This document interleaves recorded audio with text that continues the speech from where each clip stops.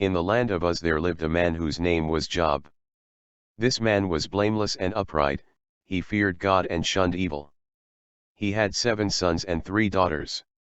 He was the greatest man among all the people of the East. One day the angels came to present themselves before the Lord, and Satan also came with them. The Lord said to Satan, "Where have you come from?" Satan answered the Lord, "From roaming throughout the earth, going back and forth on it." Then the Lord said to Satan, "Have you considered my servant Job? There is no one on earth like him, he is blameless and upright, a man who fears God and shuns evil. Does Job fear God for nothing?" Satan replied, "Have you not put a hedge around him and his household and everything he has? You have blessed the work of his hands, so that his flocks and herds are spread throughout the land. But now stretch out your hand and strike everything he has, and he will surely curse you to your face." The Lord said to Satan, "Very well, then, everything he has is in your power, but on the man himself do not lay a finger." Then Satan went out from the presence of the Lord. One day when Job's sons and daughters were feasting and drinking wine at the oldest brother's house, a messenger came to Job and said, "The oxen were plowing and the donkeys were grazing nearby, and the Sabaeans attacked and made off with them. They put the servants to the sword, and I am the only one who has escaped to tell you." While he was still speaking, another messenger came and said, "The fire of God fell from the heavens and burned up the sheep and the servants, and I am the only one who has escaped to tell you." While he was still speaking, another messenger came and said, "The Chaldeans formed 3 raiding parties and swept down on your camels and made off with them. They put the servants to the sword, and I am the only one who has escaped to tell you." While he was still speaking, yet another messenger came and said, "Your sons and daughters were feasting and drinking wine at the oldest brother's house, when suddenly a mighty wind swept in from the desert and struck the 4 corners of the house. It collapsed on them and they are dead, and I am the only one who has escaped to tell you." At this, Job got up and tore his robe and shaved his head. Then he fell to the ground in worship and said, "Naked I came from my mother's womb, and naked I will depart. The Lord gave and the Lord has taken away. May the name of the Lord be praised." In all this, Job did not sin by charging God with wrongdoing. Satan and the Lord discuss Job. The Lord is proud that Job did not lose his integrity. Satan replies that Job will curse God if he is afflicted in the body. Job is afflicted with boils from tip to toe. His wife said to him, "Are you still maintaining your integrity? Curse God and die." He replied, "You are talking like a foolish woman. Shall we accept good from God, and not trouble?" In all this, Job did not sin in what he said. Eliphaz the Temanite, Bildad the Shuhite, and Zophar the Naamathite visit Job, and stay with him 7 days in silence while he is afflicted. After this Job curses the day of his birth, wishing it to be consumed in darkness.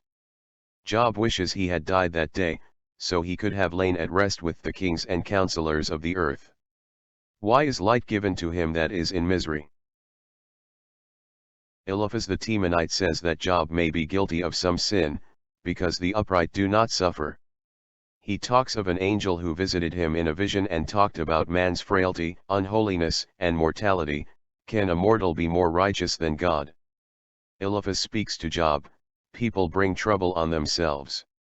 He encourages Job to turn to God, listing examples of his goodness and willingness to help people.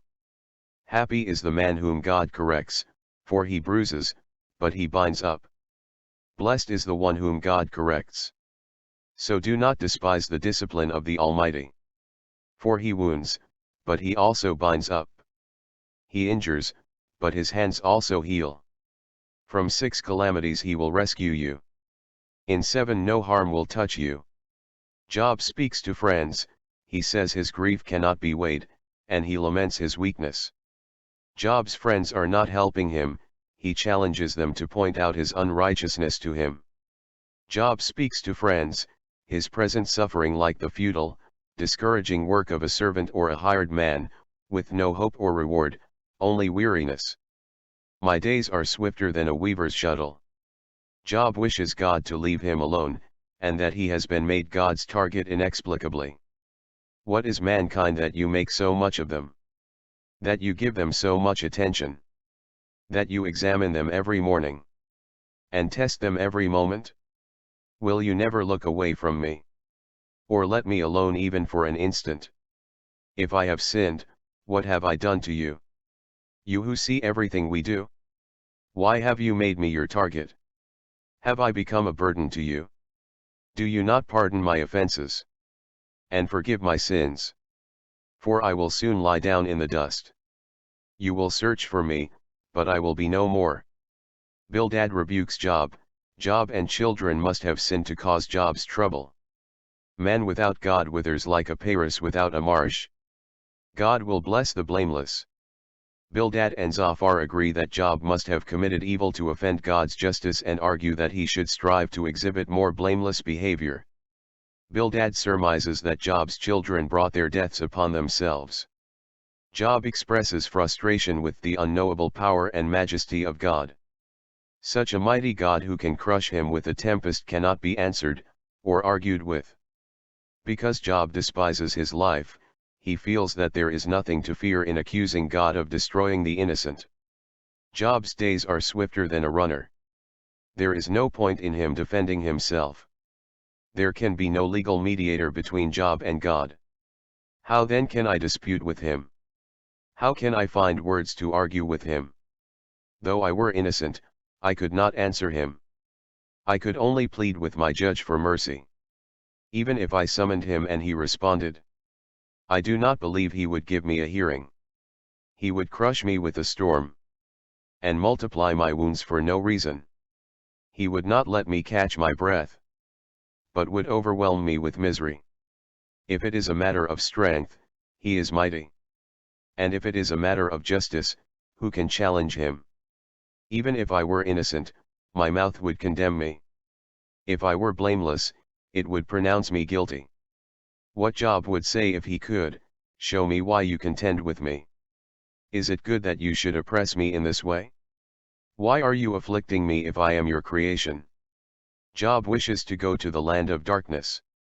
Zophar, God exacts less from you than your iniquity deserves. Can you search out the deep things of God? Repent and stretch out your hands to God. The eyes of the wicked shall fail. Job dismisses his friend's wisdom. All creation understands God's power. God underthrows the mighty, and his judgment is irrevocable. Job's friends are worthless physicians. Your proverbs are platitudes or ashes. Job asks why God hides from him, and does not reveal his sins. Job laments man's frailty, which comes forth and fades like a flower. God has appointed the length of man's days. Man lies down and does not rise. Job considers the limitless power of God and despairs. Job's friends are offended that he scorns their wisdom. They think his questions are crafty and lack an appropriate fear of God, and they use many analogies and metaphors to stress their ongoing point that nothing good comes of wickedness. Job sustains his confidence in spite of these criticisms, responding that even if he has done evil, it is his own personal problem. Furthermore, he believes that there is a witness or a redeemer in heaven who will vouch for his innocence. After a while, the upbraiding proves too much for Job, and he grows sarcastic, impatient, and afraid. He laments the injustice that God lets wicked people prosper while he and countless other innocent people suffer. Job wants to confront God and complain, but he cannot physically find God to do it. He feels that wisdom is hidden from human minds, but he resolves to persist in pursuing wisdom by fearing God and avoiding evil. Job is committed to righteous behavior despite the fact that God has made his soul bitter. The wicked do not prosper in the long term. The earth is a treasure house of value and riches for those who are willing to work hard and search for them. Wisdom, however, cannot be found out in the same way. Only God understands its place, and knows its way. Job wistfully remembers more prosperous days when he was surrounded by family. He was righteous and had authority. Now men younger than Job mock him. He suffers both physically and spiritually, and is ignored by God. his suffering is undeserved. Job proclaims his innocence, he is not guilty of lust, falsehood, adultery, cruel treatment of servants, callous indifference to the poor, greed or idolatrous worship of the sun or moon. He has no means of making his case to God, however. Job curses himself if he has not always acted righteously. Without provocation, another friend, Elihu, suddenly enters the conversation. The young Elihu believes that Job has spent too much energy vindicating himself rather than God. Elihu explains to Job that God communicates with humans by two ways: visions and physical pain.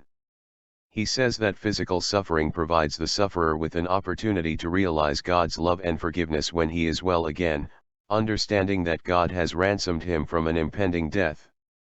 Elihu also assumes that Job must be wicked to be suffering as he is, and he thinks that Job's excessive talking is an act of rebellion against God. Elihu speaks, God rewards the obedient, while the disobedient perish. God would have helped you had you not been full of the judgment of the wicked. The Lord answers Job from the whirlwind. He speaks disapprovingly of words without knowledge. Where were you when I laid the foundations of the earth? Where were you when the morning stars sang together, and all the sons of God shouted for joy? Do you understand the nature of the earth? God asks a series of rhetorical questions about all the things Job can have no knowledge of. Do you know the ordinances of the heavens? Can you hunt the prey for the lion? God, shall the one who contends with the Almighty correct him? Job, behold, I am vile. God, would you condemn me that you may be justified? God mentions the behemoth, an example of his might. God, can you draw out Leviathan with a hook? Everything under heaven is mine. Leviathan's awesome might and appearance is described in detail. He is king over all the children of pride. Job acknowledges God's unlimited power and admits the limitations of his human knowledge. This response pleases God, but he is upset with Eliphaz, Bildad, and Zophar for spouting poor and theologically unsound advice. Job intercedes on their behalf, and God forgives them. God returns Job's health, providing him with twice as much property as before, new children, and an extremely long life. Book of Job challenges us in our faith in completely submitting or surrendering to God Almighty. We can't outdo God. We can't assume that we could have done something or anything better than God. How can we? Where were you when I laid the foundation of the earth, when we can't even begin to understand creation? We should stand firm in the raging waters, and don't think you can turn God into your purposes or your benefit.